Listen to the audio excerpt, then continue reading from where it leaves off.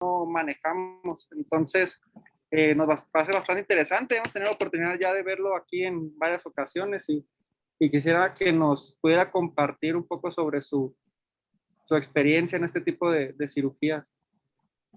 Bueno, pues muchas gracias por la invitación y bueno, pues es un placer pues, estar con ustedes charlando. Yo no le llamaría como tal clase, sino más bien una plática de pues, poco o mucho de lo que hacemos aquí en el Hospital General y prácticamente la experiencia que tenemos propia, ¿no? Como ustedes saben, los que no me conozcan, yo soy el doctor Julián Eduardo Soto Abraham, soy neurocirujano funcional, estoy aquí en el Hospital General de México y todavía durante muchos años soy encargado de la clínica de trastornos del movimiento para manejo quirúrgico, ¿sí? Entre otras clínicas, también la clínica de neurocirugía para trastornos psiquiátricos. Y básicamente lo que hacemos aquí es evaluar a los pacientes que son candidatos para tratamiento quirúrgico. La neurocirugía funcional, para los que ya están más adentrados, pues es una rama de la neurocirugía que se enfoca mucho a la mejoría de los síntomas de algunos síndromes o algunos padecimientos. En el ir y venir, pues el neurocirujano se ha tenido que hacer de un equipo multidisciplinario, de la par de los neurólogos clínicos, neuropsicólogos, para el buen manejo y selección de estos pacientes. Pero es muy cierto que en un inicio, pues, tenemos que hacer prácticamente de todos nosotros. Entonces, es importante conocer tanto la parte quirúrgica, la indicación quirúrgica, el procedimiento quirúrgico, pero es muy importante también conocer las indicaciones y la selección de los pacientes para esta cirugía. Les voy a hablar de forma muy general de lo que hacemos un poco aquí en el Hospital General. Déjame ver si ya puedo pasar. Bueno, les quiero recordar que ya dentro de todo el mes que entra es el Día Mundial del Parkinson.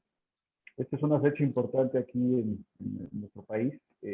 Más o menos hace unos 7 o 10 años se han ya conformado varias asociaciones mexicanas de Parkinson y unidos con las asociaciones internacionales. Y cada vez hay más difusión de esta enfermedad y lo importante para nosotros, la difusión del tratamiento quirúrgico como una alternativa de manejo de estos pacientes. ¿Sí? Les pongo este cuadro o esta tabla, que era básicamente como yo aprendí en el Hospital General, aquí el grupo de profesores que ven en el Hospital General, el doctor Velasco, que algunos ya conocen de ustedes, que fue de los pioneros en la cirugía de enfermedad de Parkinson en el país, y el doctor Fiacro Jiménez, pues tenían ya un organigrama de cómo seleccionar a los pacientes. Se los muestro porque esto es como yo aprendí. Actualmente no es exactamente tan tácito, tan real, pues tiene que adaptarse, ¿no? Pero en aquel entonces era muy sencillo. El paciente tenía enfermedad de Parkinson diagnosticada, tenía un tratamiento médico adecuado y había una mejoría en la calidad de vida, se olvidaban del tratamiento quirúrgico. Si el paciente, a pesar del tratamiento médico, tenía signos incapacitantes o el tratamiento era ineficiente, entonces se clasificaba de acuerdo a la escala de UPDRS y a la escala de Hoehn-Millar, que es una escala de lateralidad del paciente y de evolución de la enfermedad. Entonces, si el Parkinson era unilateral y el predominio era temblor y rigidez, estamos hablando de un Hoehn-Millar de 1 a 3, que es, digamos, el estadio inicial. Nosotros aquí en el Hospital General hacemos una lección de las regiones prelimniscales, que ahorita les voy a explicar. Esto básicamente era porque era, digamos así, el target de la casa. Para los que no sepan, las regiones prelimniscales es un target quirúrgico que está acuñado aquí en nuestro país y específicamente aquí en el Hospital General. En pocos lugares del mundo lo hacen, pero cada vez, a mi punto de vista, están más en desuso. Aquí se sigue haciendo por obvias razones, pero yo cada vez lo hago menos. Si la enfermedad era bilateral y el temblor era rigidez y bradicinesia, estamos hablando de un estadio ya avanzado de 3 a 5 de Hoehn-Millar, lo que hacíamos era una lesión o un tratamiento del GPI, ¿sí? Pero cuando la enfermedad ya era bilateral, los predominios de los síntomas eran temblor, rigidez y bradicinesia, una enfermedad avanzada 3 a 5, optábamos, ojo, por hacer estimulación bilateral de las regiones prelimniscales o del núcleo subtalámico.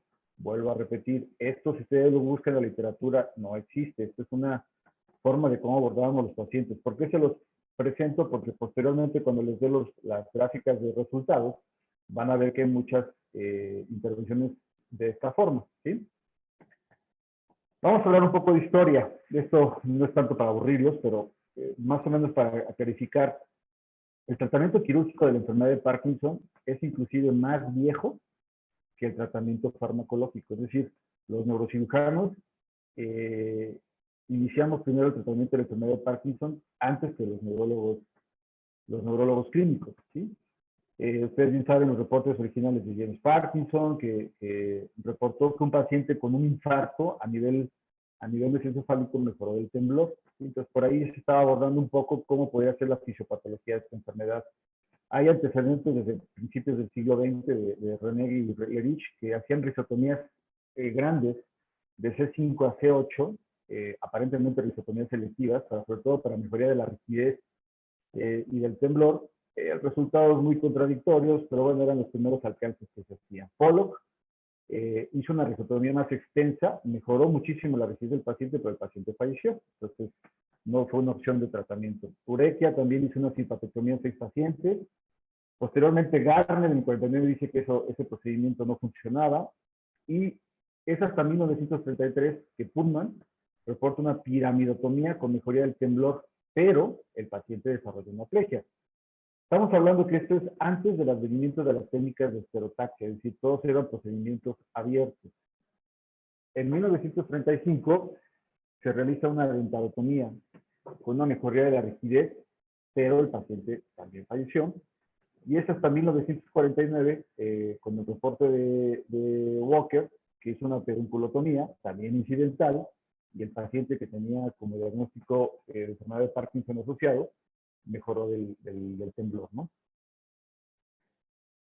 También se hizo el alcance a través de Meyer, que hacían procedimientos ya un poquito más dirigidos a la fisiopatología de la enfermedad, es decir, hizo la restricción del núcleo caudado con mejoría prolongada del temblor y la rigidez. Esto es importante porque no sé si ustedes sepan los trabajos que hizo el doctor Madrazo y el doctor Drucker por ahí de los 80, ¿sí? Que hacían el trasplante de células suprarrenales para mejoría del Parkinson. Y bueno, fue publicitado a nivel internacional, salió en la revista de New England, vamos, fue un boom, ¿no? Pero en realidad la mejoría de los pacientes no fue por la del trasplante de las células suprarrenales, sino fue porque para implantar las células suprarrenales hacían una lesión del caudado, hacían una restricción del caudado y ahí implantaban las células suprarrenales, un poco a lo que había hecho Meyer desde 1939. Ya posteriormente ese trabajo fue bastante criticado a nivel internacional porque no se pudo replicar en muchos centros. Y bueno, lo que tenemos de Cooper, que él estaba haciendo una pedunculotomía, por ejemplo, un sangrado incidental, liga una arteria y obviamente el paciente desarrolla un infarto, pero presenta una mejoría significativa del temblor. Y es hasta la década de los 50 cuando ya empieza la carrera de las técnicas de esterotaxia. Talarak fue el primero que desarrolló un atlas esterotáctico, es decir, una conformación de cómo estaban las conexiones y las estructuras de los núcleos basales, ya enfocado para el tratamiento de la enfermedad de Parkinson, ¿sí? Es importante que aunque somos quirúrgicos, hay que saber un poco de la clínica. Y una de las escalas que es muy sencilla es la de Schoenberg. Nosotros lo usamos, no es la común, ya la función de la Moving Disorders ya prácticamente no la usa, se basa más en la escala de UPDRS o la escala propia de la Moving Disorders. Pero esto es muy sencilla, es básicamente como un Karnofsky de la enfermedad y nos reporta más o menos los grados en cuanto a la autosuficiencia que tienen los pacientes. Es importante para clasificarlos previos a la cirugía y después de la cirugía. ¿Por qué es importante esto? Porque nosotros tenemos que ver cuál es la mejoría real del paciente después de un procedimiento de alguna intervención. Estoy hablando que desde hace muchos años nos enfocamos mucho en los síntomas motores, que es básicamente lo que corrige los tratamientos quirúrgicos. Pero actualmente, parte de la mejoría motor también se está validando la mejoría sobre todo en otras áreas, sobre todo cognitivas y de calidad de vida. Y bueno, no les muestro aquí, pero el advenimiento de las técnicas de neuroimagen ha facilitado mucho el hacer estos procedimientos. Yo, por ejemplo, cuando empecé mi entrenamiento, no teníamos ni siquiera de forma común el alcance de la realización de una resonancia magnética para estos pacientes. Ojo, no soy tan viejo, pero así empezábamos aquí en el hospital. Entonces a mí me tocó aprender en su momento a hacer estas técnicas por medio de ventriculografía, es decir, teníamos un equipo estereotáctico que prácticamente funcionaba con rayos X. Entonces estaba en la sala de quirófano, el poste y el cabezal del estereotáctico, fijábamos al paciente, hacíamos radiografías AP y lateral, y hacíamos una punción ventricular, inyectábamos medio de contraste al ventrículo, dibujábamos el ventrículo y hacíamos la conformación de cómo están aquí las estructuras. Obviamente era muy inferencial, ¿no? Actualmente ya con las técnicas de tractografía, de difusión de imagen, algunos software que ya nos permiten configurar estas imágenes en tiempo real y obviamente ser más selectivos para la realización de lesiones o la implantación de algunos electrodos, aunado con las técnicas de neurofisiología, como son el registro con microelectrodos, que también en ese momento no teníamos el recurso, actualmente ya es un uso común, sobre todo cuando se usa la implantación de electrodos. Y bueno, ya actualmente los softwares de planeación nos permiten conformar estas imágenes sobre la resonancia del paciente, traslapar el atlas estereotáctico y cómo queda la posición de los electrodos y su relación con el microregistro. Esto para ser más acuciosos y más puntuales con la implantación de los mismos, ¿no? Obviamente estas imágenes se ven muy bonitas, sobre todo para cuestiones de presentaciones, pero hay que aclarar que no son estudios reales, es decir, son templates traslapados a la imagen del paciente. Por ejemplo, aquí tenemos la resonancia magnética, con los electrodos a nivel mesocefalámico, rojo, y esto nos permite pues la precisión con la que dejamos los electrodos y, más importante, en posteriori, ver cómo va a ser la programación de este paciente para la mejoría de sus síntomas, dependiendo cómo se quede situado el electrodo en el núcleo. Actualmente, por ejemplo, estos son electrodos lineales de 4 contactos, pero actualmente ya hay electrodos unidireccionales, es decir, los 2 contactos de medios tienen diferentes conformaciones. Anteriormente, si uno quería programar un electrodo, los 2 electrodos quedaban con la misma conformación, o no se podían hacer muchos cambios. En la actualidad, con los nuevos equipos, cada contacto puede ser independiente y cada contacto puede tener una conformación distinta. Esto nos amplía mucho la versatilidad del tratamiento, pero también nos hace más complejo la programación del mismo, porque hay que ser muy precisos en cómo está colocado el electrodo para poder hacer esta conformación. Y bueno, nosotros siempre tenemos que tener esas herramientas de verificación de la lesión o de los electrodos. ¿Qué hacemos? Siempre es importante durante la cirugía hacer pruebas transoperatorios, ya sea con los microregistros, con realización de fusión de imágenes con estudios transoperatorios para poder verificar. ¿Por qué? Porque el área de trabajo que nosotros tenemos, sobre todo para la enfermedad de Parkinson, son milímetros. Entonces, un error de 2, 3 milímetros puede traducirse en que el tratamiento no sea efectivo o tener complicaciones serias con el paciente. Esta diapositiva se las muestro porque es más o menos lo que tenemos actualmente. Actualmente me estoy hablando a lo que está estandarizado en la literatura. Pero, bueno, a lo mejor es tema de otra plática, los targets o los blancos quirúrgicos que están en evolución o están en desarrollo para el tratamiento de la enfermedad de Parkinson. A nivel internacional, lo que utilizamos es globo pálido interno y núcleo subtalámico, ¿sí? Son, digamos, que los 2 caballos de batalla que tenemos. La escuela europea es más del núcleo subtalámico por la influencia de la escuela francesa.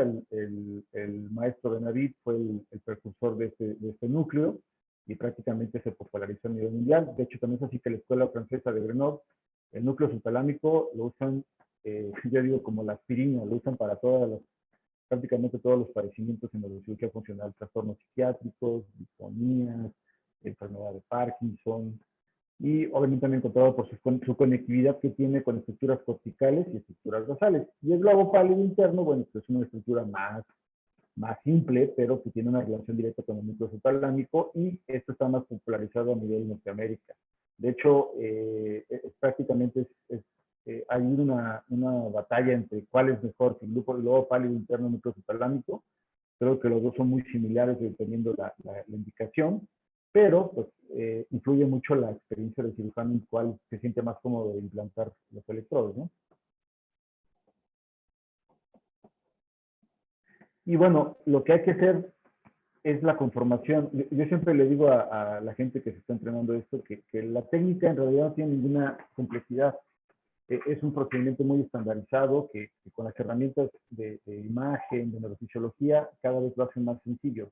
Tiene sus trucos en cuanto a los pasos de la cirugía, pero lo más importante de todo esto es saber qué se está haciendo, qué estamos manejando, qué estructuras hay adyacentes, sobre todo porque si en el momento que hay que hacer una corrección transquirúrgica de que el electrodo no obtengamos los resultados adecuados en cuanto a las pruebas transoperatorias, tenemos que corregir en el camino. Entonces, si no tenemos mucho conocimiento de qué hay alrededor o para dónde hay que irse, pues tenemos ahí serios problemas. Entonces, la visión del neurocirujano funcional siempre tiene que ser en 3D. Tienes que conformar, aunque no estás viendo directamente la estructura, tienes que pensar en cómo es la dirección de tu electrodo, cómo es la dirección de tu cánula, hacia dónde va y qué estructuras adyacentes tienes alrededor, ¿no? Actualmente, de hace unos 8, 10 años aproximadamente, el uso de la tractografía cada vez ha tenido más advenimiento. Desgraciadamente aquí en nuestro país no es todavía tan utilizada. ¿Por qué? Pues obviamente por costos.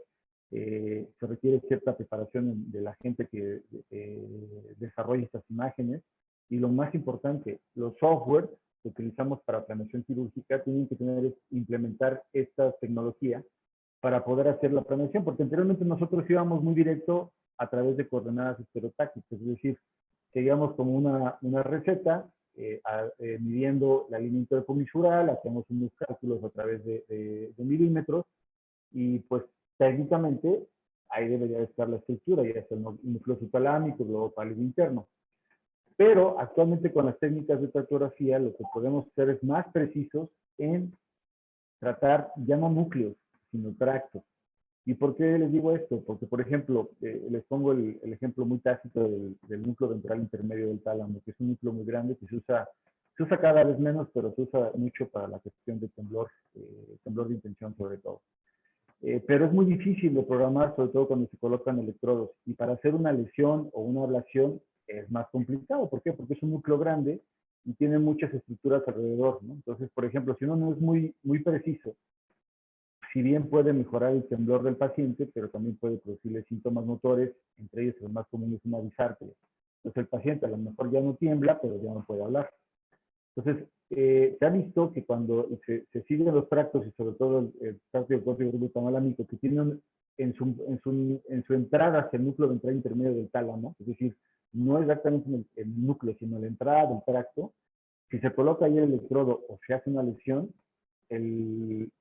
la mejoría de los síntomas motores, sobre todo el temblor, son más precisos y con menos efectos adversos. Entonces, ya para algunas patologías se está utilizando el seguir el tracto y colocar los electrodos en el tracto o hacer la lesión en los tractos y no tanto en el núcleo, sobre todo si se quiere ser más acucioso, más preciso en la mejoría de los síntomas. Esto, por ejemplo, es un trabajo que hicimos aquí en el General, pues sí, de tratar de caracterizar cuáles son las fibras o los tractos que tienen relación con el área, sobre todo de las relaciones craneomeniscales, y su relación con el táctico cerebrotalámico cortical. ¿Por qué? Porque la RAPL en sí es una zona de tractos, no es un núcleo, pero nosotros íbamos muy puntual al sitio de la unión de la RAPL, pero técnicamente está muy pegado hacia el núcleo rojo y hacia el menisco medio. Entonces, cuando una lesión es un poco más extensa o el electrodo no está en su sitio adecuado, se producen muchos síntomas no deseados, como sobre todo puede haber una pequeña hemiparesia o puede haber una heminegligencia del lado contralateral, y el paciente no tiene la mejoría que nosotros quisiéramos. O si están muy cercanos al núcleo rojo, pueden tener una situación de vértigo, mareo central, ¿no? Entonces, lo que se ha visto es que si entre uno más, lo que les comentaba anteriormente, en uno más específico en hacer la lesión hacia el nivel del tracto, del tráfico cerebro talámico cortical, la mejoría de los síntomas motores que nosotros buscamos va a ser mejor. Esto se los muestro porque así es como aprendí yo, con las famosas ventriculografías. Hacemos, este es un atlas de Bertrand, que es un atlas que ya, un marco de estereotaxia que prácticamente ya no se usa. Como les comento, esto solamente era con placas, se fijaba al paciente al cráneo en la sala de quirófano, había un tubo de rayos X, se hacía la ventriculografía y literalmente con un lápiz se dibujaba en la placa todo lo que es el ventrículo y la línea intercomisural, la comisura anterior, la comisura posterior, se hacía la medición y en base a décimos se hacía el cálculo, tanto en lateral como en AP.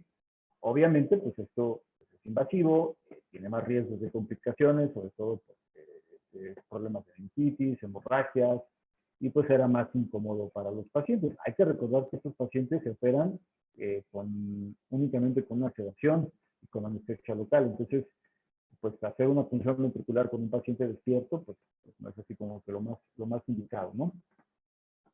Y actualmente con las técnicas de modulación, bueno, pues ya prácticamente se ha convertido el gol estándar del trastorno de los movimientos. Si ustedes ven cualquier literatura a nivel internacional, en cualquier centro europeo o americano, prácticamente las técnicas de ablación o lesión no están descartadas, pero no es la opción de tratamiento. Últimamente, en los últimos 4 o 5 años, se ha visto que la cirugía ablativa cada vez tiene más uso. ¿Por qué? Porque, pues, sí, como ustedes saben, todo esto de la tecnología de la ablación es muy cara. Algunos países tienen conformado en su sistema de salud el tratamiento, pero no está al alcance de todos. Para que más o menos tengan una idea, en pesos mexicanos, un equipo de estimulación, pues alrededor de 650 mil pesos cada equipo.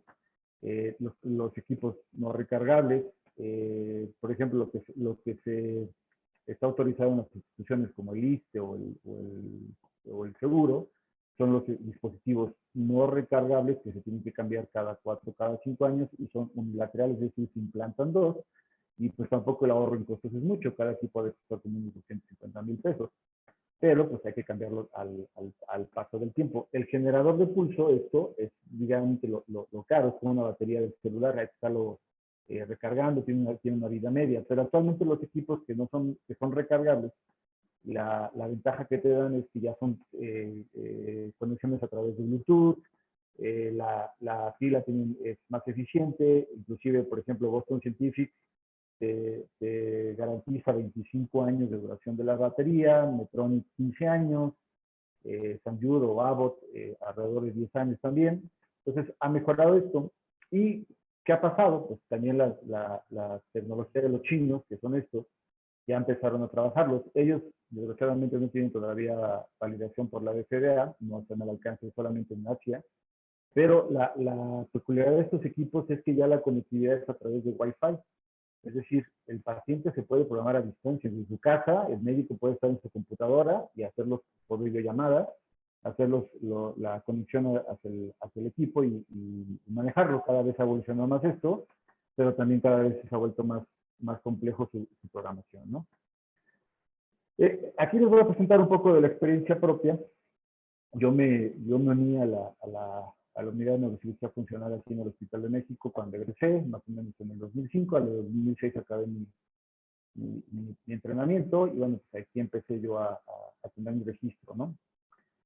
Como se fijan, pues esto fue lo que hicimos en este quinquenio de 2006 al 2010. Aquí yo estaba agregado como médico adscrito, estaba ya anexo a la clínica de muchos voluntarios, me estaba como encargado. Y pues es lógico, el porcentaje de cirugía ablativa es mucho mayor que el porcentaje de estimulación. El Hospital General, pues hay que recordar que es un hospital público, y pues en ese entonces el costo de la cirugía corría por el paciente. Entonces, si se requería un equipo de estimulación, el paciente lo tenía que adquirir. Ese 12% es un poco engañoso porque muchos de estos pacientes que se implantaron o se colocaron electrodos fue a través de proyectos de investigación. Entonces, obviamente al paciente no le tuvo un coste, pero estaba muy dirigido sobre todo para el estudio de las relaciones prelimitares, ¿no? Del 2011 al 2017, pues más o menos la tendencia sigue la misma, pero déjenme regresarles acá. Aquí, por ejemplo, quiero que vean esto. La cantidad de procedimientos que se hacían a nivel de núcleo subtalámico, hacíamos todavía talamotomía, la RAPEL y GPI prácticamente eran los targets que más utilizábamos, pero también de 2011 al 2017 yo me empecé a orientar un poco más hacia el núcleo subtalámico, tanto de lesión como de estimulación. GPI se siguen haciendo, fue un poco más en deceso de la RAPEL y ya talamotomías de prácticamente ya no llegué a hacer, ¿no? Les voy a mostrar un poco de los videos de la cirugía para que más o menos vean cómo es el procedimiento y el tipo de pacientes que tenemos, ¿no? Esto es una cirugía de ablación. Es un paciente que prácticamente tiene temblor y lo que quiero que chequen es en el momento de introducir el electrodo, simplemente con introducir el electrodo, el temblor se va a quitar. Aquí en el momento vean cómo va bajando el electrodo.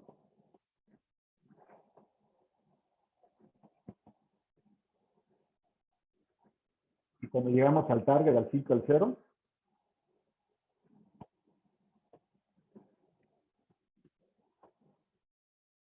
el temblor se quitó.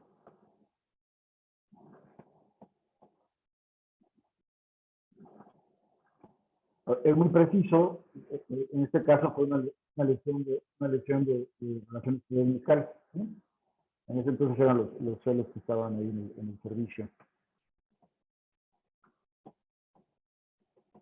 Esta es otra paciente que tiene un temblor muy importante, igual, temblor bastante importante. Vean cómo va bajando la cánula, aquí está el tope de la cánula, y en el momento que llegamos aquí, el temblor se va a quitar.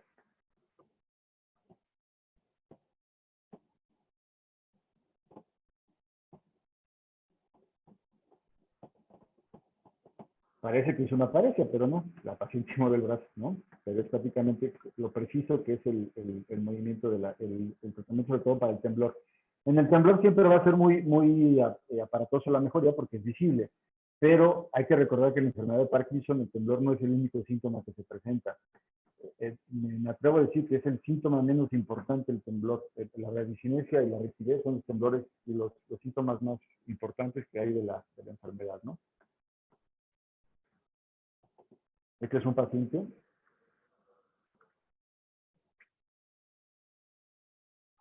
que tiene una enfermedad bilateral, él se le hizo una implantación.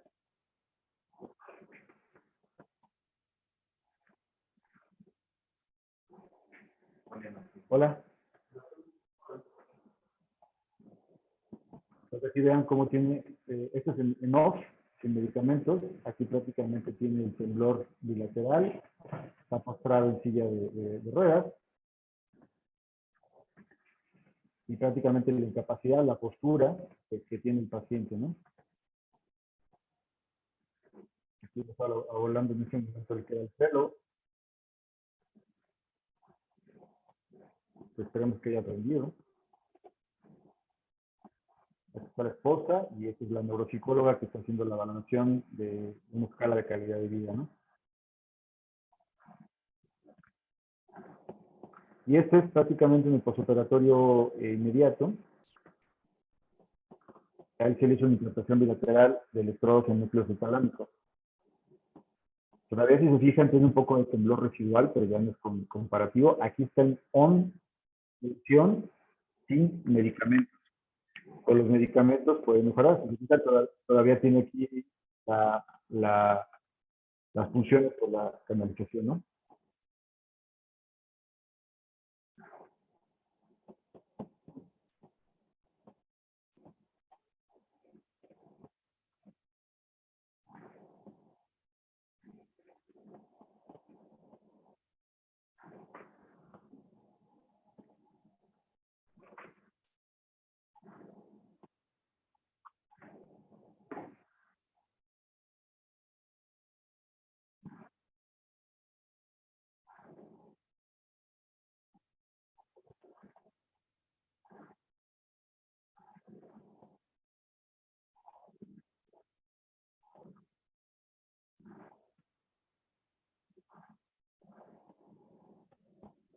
Yo creo que tiene todavía un poco de problema de equilibrio, pero bueno, nada comparativo con lo que tenía originalmente, ¿no?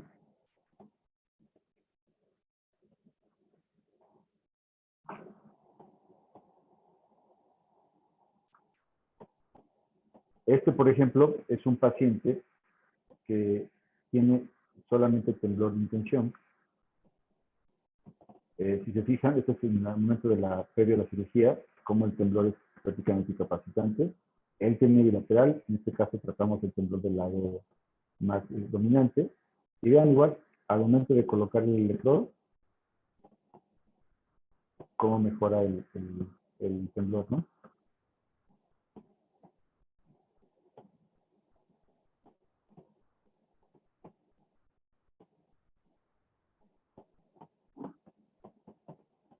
Los fellows con cara de incrédulos, ¿no? Y eso es en el postoperatorio inmediato al día siguiente. Vean cómo mejoró sin medicamentos y prácticamente con buen control del movimiento, ¿no?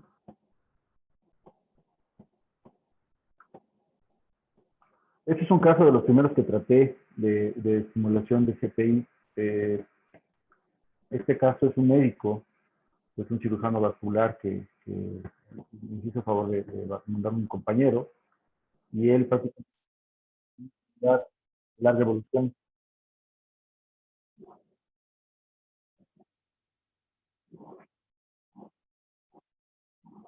Aquí vean el paciente está ahí en ON, pero está con medicación y obviamente las disquinesias que produce la medicación son igual de incapacitantes que la propia enfermedad. Vean cómo camina. Y esto es prácticamente al postoperatorio a los 2 meses.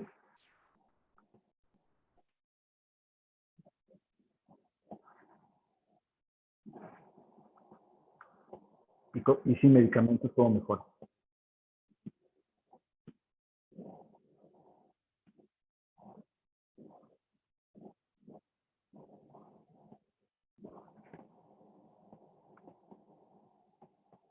Esto es de los últimos casos.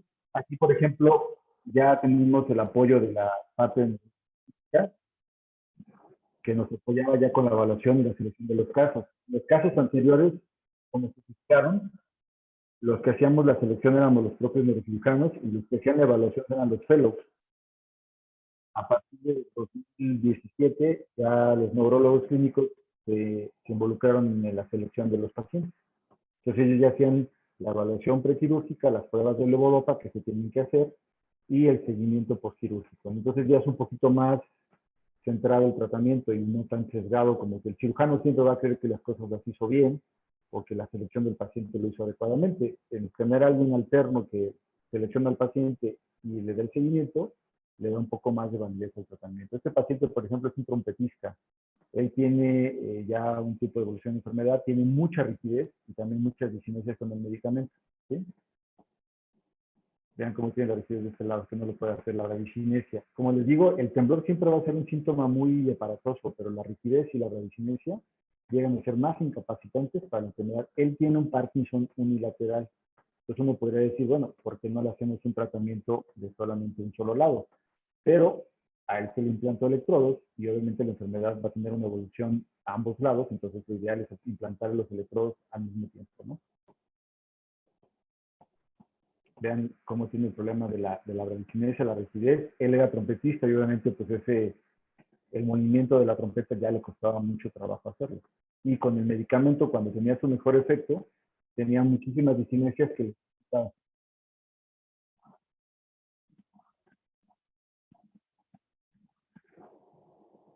Vean casi no tiene temblor.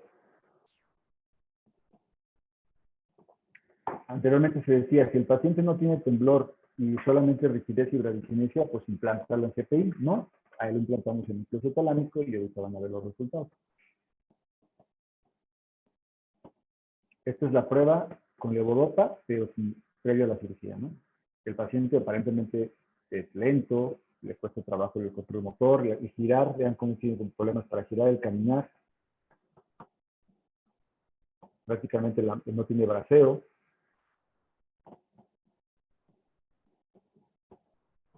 Y el problema para girar eso le cuesta mucho trabajo. Hay que aclarar que, por ejemplo, los trastornos de la marcha que se presentan en la enfermedad de Parkinson son de los síntomas más difíciles de controlar, inclusive con la estimulación, y eso hay que dejárselo muy claro al paciente. A veces no es suficiente con la pura estimulación para mejorar sobre todo estos problemas de marcha, pero pueden mejorar bastante. Hay que darles también una reeducación de marcha, e inclusive se han propuesto blancos quirúrgicos específicos para trastornos de la marcha, ¿no?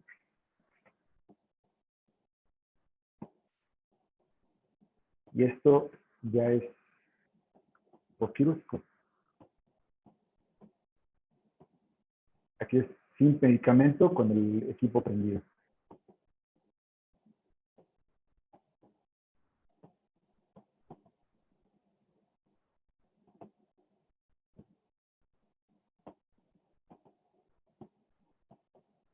Vean cómo mejoró la radiocinesia de la mano.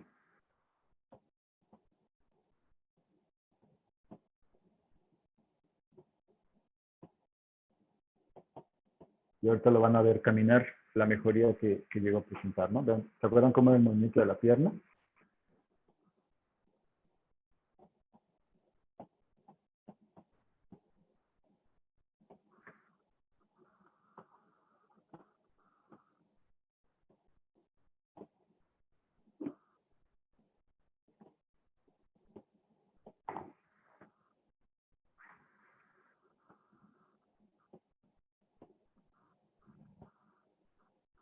Ya no le cuesta trabajo la idea en la marcha. Ya tiene un poco de braceo, que antes no tenía, y no le cuesta trabajo girar. Y ya no tiene tanto problema de control motor. Todavía tiene un poquito de inestabilidad, pero bueno, la mejoría es sustancial, sobre todo en la marcha.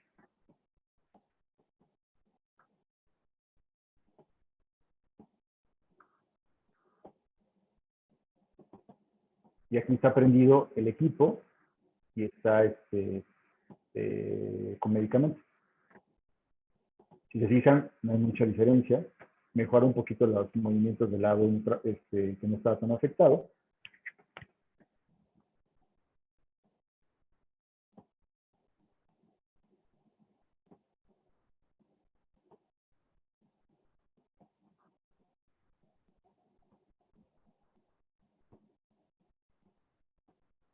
Y esto lo van a ver caminar.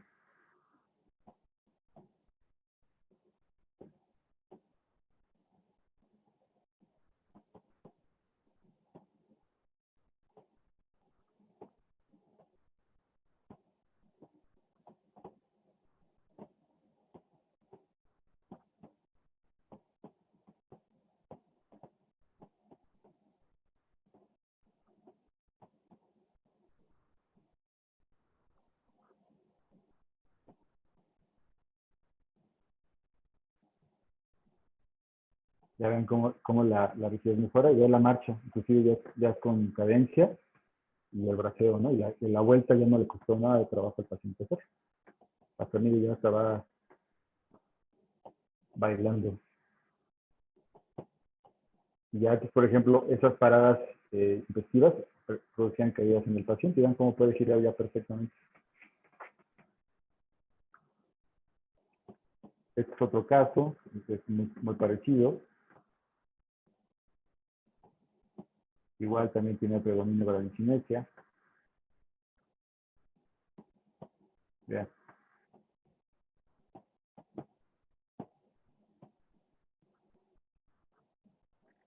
Aquí parecería que son pacientes que son todavía muy funcionales, pero que es importante aclarar.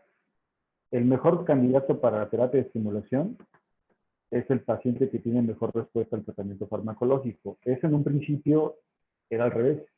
Los pacientes que nos enviaban para cirugía, los pacientes que ya no respondían a nada, ni al tratamiento, ni a las terapias, y eran pacientes que estaban bien incapacitados. Entonces, el porcentaje de mejoría que se tiene con la estimulación tiene que emular o ser muy parecido al mejor porcentaje que tuvo de mejoría el paciente con el tratamiento farmacológico. Eso es importante aclararlo, porque los pacientes cada vez operan en estadios más tempranos de la enfermedad. No esperar que el paciente tenga una evolución o que tenga una discapacidad mayor para poder ofrecer un tratamiento quirúrgico. Que eso es, cada vez ha ido cambiando. Eso ha evolucionado en los últimos 15 años. como les comento anteriormente, se operaban pacientes en estadios tardíos y ahora se operan pacientes en estadios tempranos. Inclusive hay una propuesta de la Unión Europea y, bueno, obviamente patrocinada por las casas comerciales, que los pacientes se operen en estadios 0 o 1, que todavía hay muchas implicaciones éticas y todavía como un factor preventivo de la evolución de la enfermedad, que todavía eso no está totalmente corroborado, ¿no? Ahora les quiero mostrar esto. La cirugía de estimulación, pues como les comento, es el dual estándar, es lo que se hace a nivel internacional, pero en economías emergentes, en países que no tienen los recursos, inclusive en países de la Comunidad Europea, las terapias de estimulación no están abiertas para todos los centros quirúrgicos. Entonces, la cirugía ablativa cada vez ha tenido más auge. En Japón, en Europa mismo, se sigue haciendo mucha cirugía ablativa. Pero nosotros, como la hacemos actualmente, es a través de radiofrecuencia, es decir, son técnicas estereotácticas, se tiene que hacer un trépano, se coloca un electrodo, y al final de cuentas eso pues, es un procedimiento invasivo. Actualmente existen las terapias no invasivas, que pueden ser tanto la radiocirugía, las lesiones por radiofrecuencia, que es lo que hacemos actualmente en nuestro país y tenemos experiencia nosotros, y las lesiones por ultrasonido, que ha tenido un auge en los últimos 5 o 6 años, sobre todo por el grupo español y el grupo japonés, que es el famoso HIFU, que es una lesión por medio de ultrasonido, que es una lesión antigua. La lesión por ultrasonido existe desde los 60, 70, se dejó de usar porque no había mucho el control de la lesión, pero actualmente con los softwares que existen y con las plataformas de resonancias magnéticas, ojo, de 3 Tesla, que se tienen que utilizar, pues cada vez que ha habido movimiento, le venden al paciente la idea de que es una cirugía sin bisturí y que obviamente el paciente ese mismo día se va a su casa. Entonces, ha tenido cada vez más auge en algunos centros, sobre todo a nivel europeo y en Asia. Les quiero mostrar este video. El merchandise de iPhone, ¿no? La verdad, sí vende, ¿no? Pero tiene sus demonios.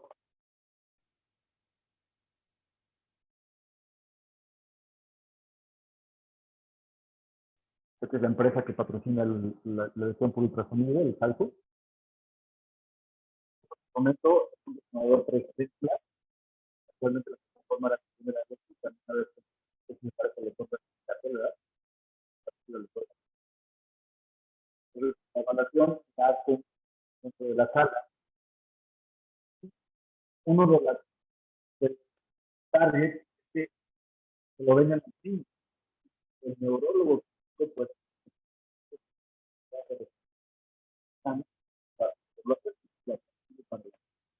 para tener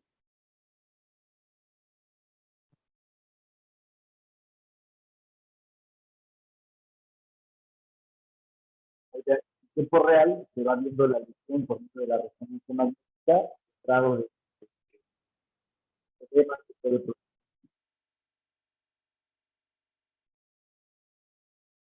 Actualmente en nuestro país hay plataforma, se quiso crear por una empresa tercera a México, pero los costos ya les voy a dar un poco de los costos. Esto es básicamente una idea, esto lo presenta así fácil.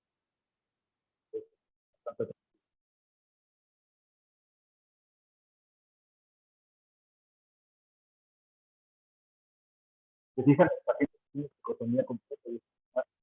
Yo alguna vez aclaré en un foro de toda la vida, por ejemplo, la cirugía con general.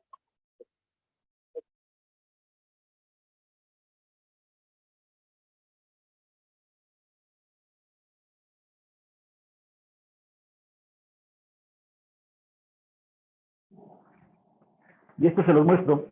Por ejemplo, aquí es una lesión por ultrasonido. Al día 1, vean el diámetro de la lesión. Esta es una lesión a nivel del tálamo, del núcleo intermedio del tálamo. Solamente la indicación que existe ahorita es para temblor. No hay otra indicación para tratamiento de otro target que sea globo pálido núcleo talámico. Este es al día 7. pues al día 30 y al día 90, este puntito.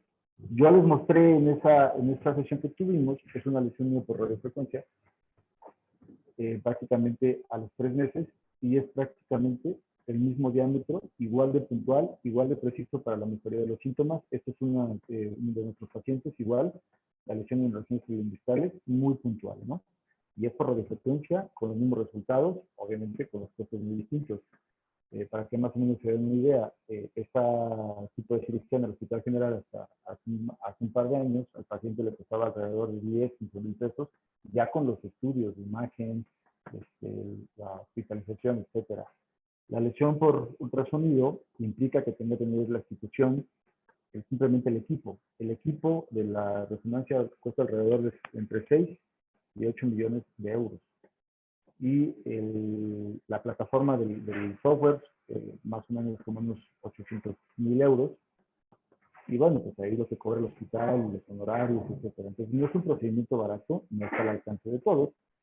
Y obviamente pues todavía está en proceso de investigación cuáles son sus indicaciones, ¿no? Entonces, para concluir, lo que les dejo es que el uso de los procedimientos ablativos y de neuromodulación es una alternativa efectiva para el tratamiento de los síntomas de la enfermedad de Parkinson y de otros trastornos del movimiento como temblor esencial, temblor sin tensión, distonía. Porque es importante que es una alternativa de tratamiento de los síntomas, porque hay que ser muy, muy claro con los pacientes. Las enfermedades no se curan, hay una mejoría de síntomas y esa es la parte sustancial de la neurociencia funcional, la mejoría de síntomas, no la curación de enfermedades. Aquí lo más importante es una adecuada selección de los casos para tener mejores resultados y hay que siempre apoyarse de un equipo multidisciplinario. Actualmente existe la tendencia de hacer combinación de blancos quirúrgicos, sobre todo si se hace estimulación para diferentes sintomatologías. Es decir, se pueden colocar electrodos en núcleos hipotalámicos, núcleos de vínculo continuo, en zona incerta, pero pues obviamente eso va a ir de la mano con el aumento de costos de la misma cirugía.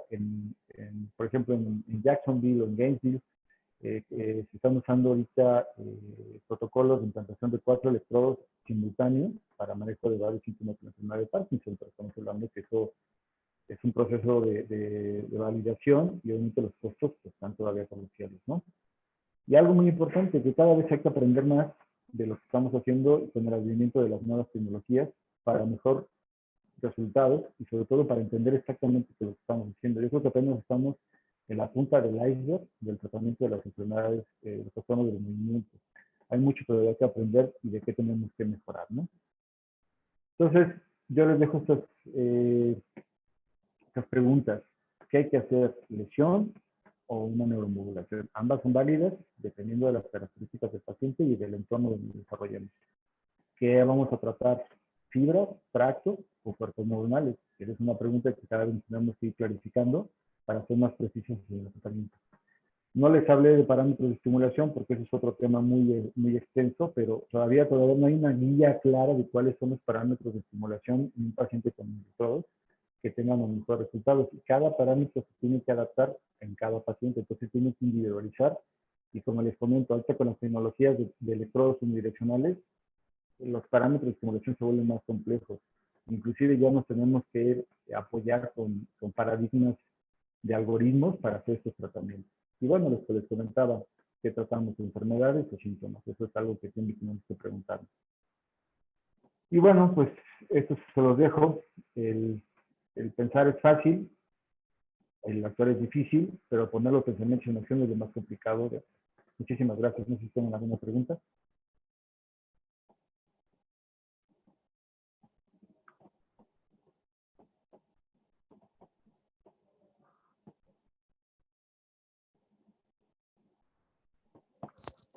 Buenos días, Doc. Primero que nada, muchas gracias por la presentación. Soy Manuel Morales, soy R3 de Neuro. Dos preguntas, Doc. Yo sí tengo dos dudas. ¿El software que usted utiliza o que nos comentó es más o menos qué tan difícil o qué tan complicado es aprender a usarlo o cuánto tiempo más o menos se usa para adiestramiento o sea, aprender a empalmar, aprender a leer eso? No sé qué tan complicado o qué tan fácil puede llegar a ser. Y la segunda, ¿estos procedimientos solo se pueden hacer una ocasión o hasta cuántas veces pueden llegar a repetirse estos procedimientos sin tener secuelas importantes en los pacientes? Eso es Esa es muy buena pregunta. La primera, lo del software, es todo un tema, porque, por ejemplo, el tener un software de planeación, pues implica un gasto, ¿sí? Hay en la actualidad en el mercado como unos seis, eh, seis softwares más o menos que se usan de forma estándar. Cada plataforma de estereotaxia tiene su software. Por ejemplo, Medtronic tiene su software, BrainLab tiene su software, el Excel tiene su software también, Micromar tiene su software, BRW tiene su software. Es decir, cada plataforma tiene un software que a final de cuentas tiene muchas similitudes. No tiene mucha complejidad, sí tiene su ciencia, porque pues hay que aprender todos los pasos de cómo funcionar, cómo cargar imágenes, pero a final de cuentas es como cuando tú usas un programa de computación. Conforme lo vayas usando, te vas registrando. Yo te debo de comentar que cuando yo empecé a hacer esto, como te comento, no utilizábamos software, hacíamos todo cálculo directo.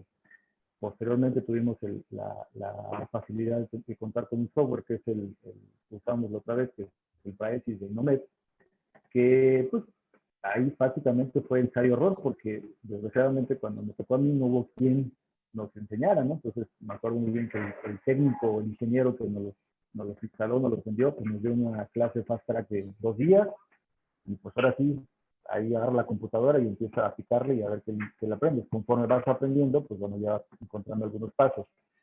Pero casi todas las plataformas son muy amigables actualmente. Es decir, eh, todas las casas comerciales que tienen este apoyo tienen un software, tienen un ingeniero, un médico que te va apoyando. Y digo, no es lo correcto, pero inclusive hasta ellos te pueden hacer la planeación, ¿no? Que algunos compañeros a lo mejor se apoyan en eso, pero lo importante es que tú sepas lo que estás haciendo. Pero es prácticamente irse familiarizando con la tecnología. Y sí requiere una preparación, pero es algo que se tiene que hacer día con día conforme vaya haciendo los procedimientos. Ahora, ¿qué tanto se pueden hacer las lesiones? Aquí hay que puntualizar. Si tú tienes un paciente implantado, que es lo ideal, eh, podrías reimplantarlo. No hay límite de la reimplantación dependiendo de qué resultados quieras obtener, pero obviamente si el resultado que tienes de la implantación es bueno, el paciente va a tener una buena evolución. Si tú lo implantas y el paciente no tiene buenos resultados, entonces ahí tienes que preguntarte si el paciente está bien implantado o la selección del caso fue adecuado. Sí puedes cambiar de blancos quirúrgicos, es decir, si implantaste en GPI, puedes irte a núcleo cetalámico. Si implantaste de núcleo cetalámico y te puedes ir a GPI, sí. En el tema de las lesiones es otro concepto. Si tú haces una lesión, técnicamente no puedes volver a lesionar ese sitio, pero ahí tendrías que preguntarte si la lesión estuvo bien hecha, si los diámetros de la lesión, como las muestran las diapositivas, conforme va pasando el tiempo, se van haciendo más pequeñas. Es decir, el paciente casi siempre cuando tiene un efecto inmediato a la cirugía al día siguiente, tiene una mejoría sustancial por el efecto de edema. Y eso sucede también con los electrodos, pero conforme pasa ese efecto de edema, y la lesión se hace más puntual, puede ser que los efectos de la misma se pierdan. Entonces, ahí habría que valorar, haciéndole un seguimiento al paciente, si esa lesión tiene un tamaño adecuado. Si tú consideras que la lesión no tiene el diámetro suficiente para cubrir la estructura, puedes repetir esa lesión. El único problema que vas a tener es que si utilizaste en su momento un monitoreo transoperatorio, sobre todo de neurofisiología, probablemente la segunda cirugía ya no lo obtengas, porque ya tuviste una destrucción de tejido y una cicatriz, entonces ya no va a ser tan fiable el que tú te orientes en dónde está la lesión. Puedes combinar lesiones bilaterales se pueden hacer, pero no hay una regla tácita, pero lo ideal es que si se vas a hacer un procedimiento, sea el único procedimiento que le hagas al paciente, como por ejemplo, se tiene un poco el entendido de la cirugía de columna, ¿no? O sea, cuando vas a operar a un paciente de columna, pues esperas que la primera cirugía sea la única, pero muchas veces no va a ser así, ¿no? No sé si te contesté tu pregunta.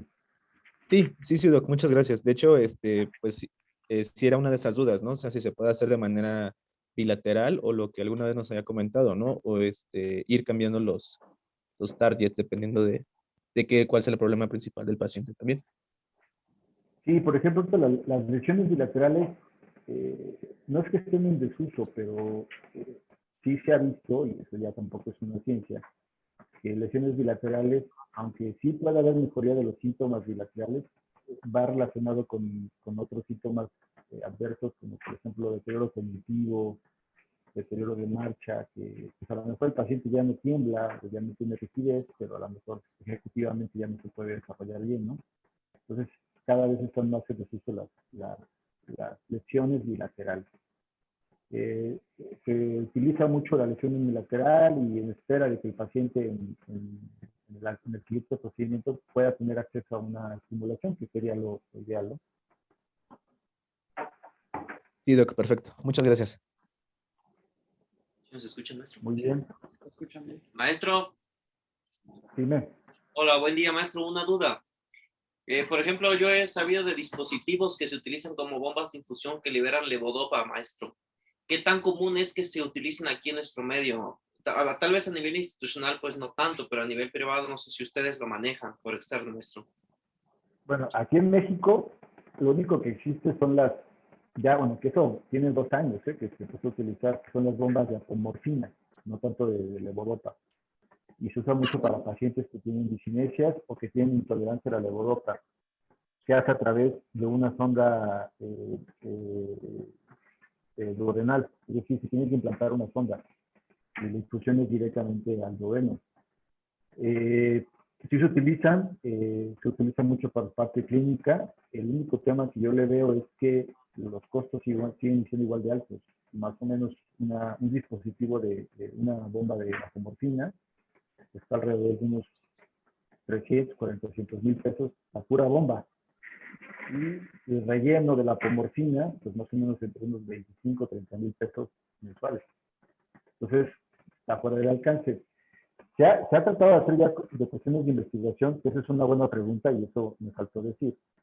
Estamos hablando que todos estos procedimientos de modulación son a través de estimulación eléctrica, pero pues, partimos del hecho que la enfermedad de Parkinson es por una disfunción de químicos, ¿no? De la dopamina.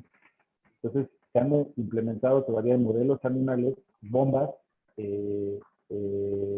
intracerebrales, pero de liberación de dopamina, a dosis muy pequeñas por medio de microcatéteres o microdiálisis. Que eso yo creo que va a ser algo del futuro que va a tener, ya no tanto hacer estimulación eléctrica, sino hacer estimulación química, ¿no? Pero todavía no está en desarrollo para uso médico, ¿no? Ok, gracias, maestro. No hay nada. ¿Algo más, muchachos? ¿Todo bien? Sí, todo bien, maestro. Pues Bueno, por nuestra parte no hay ninguna otra pregunta. Pues agradecerle nuevamente su tiempo. Sabemos que siempre está muy ocupado, pero te agradecemos que nos haya hecho un espacio. Pues estamos muy interesados en este tipo de charlas, ¿no? Probablemente nos podemos poner de acuerdo más adelante. Habla un poco de sí, claro, psicología, ¿no? Que es lo que también hoy en día está muy, o sea, los resultados que hemos visto son impresionantes sobre la psicocirugía, sobre todo allá en la clínica que hemos visto, los pacientes que me ha tocado ayudarle, pues los resultados son impresionantes. Por eso me gustaría que más adelante nos pongamos de acuerdo y hablar un poco sobre ese sí, tipo de claro, procedimientos. no de acuerdo, eso es otro rollo bastante extenso, pero sí con gusto nos ponemos de acuerdo y lo hacemos mientras no exista la nueva normalidad por este medio. Claro ¿Sí? que sí, maestro. Pues muchas Saludos, gracias muchachos. Gracias, maestro. y nos vemos. Hasta luego. Vale. Protéjanse. Hasta luego. Claro que Igual, sí. maestro. Hasta luego. Luego, bye.